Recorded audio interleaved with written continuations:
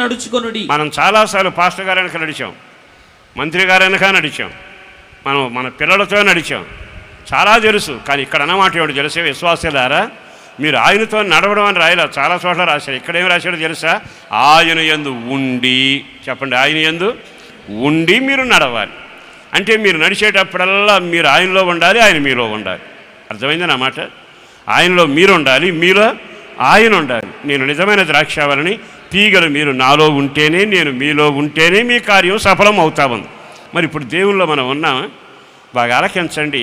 మన వ్యక్తిగత జీవితంలో నువ్వు ఎక్కడికి వెళ్ళినా ఆయనలో నీవు దాచబడాలి, ఆయనలో నువ్వు లోపల నివసించాలి, ఆయనలో నీ జీవం దాయబడాలి. ఆయనలో నేను ఉంటున్నాను, నన్ను ఆయనలో దాచాడు, ఆయనలో నన్ను నిలబెట్టాడనే మాటకు నీవు రావాలిగా. ఒక్కసారి ఆగి ఆలకిస్తే ఆయనతో నడుస్తున్నానండి, ఆయనలాగానే నడుస్తున్నా, అది ఆయన చెప్పాలి. ఇక్కడ చెప్పిన మాట ఏంటంటే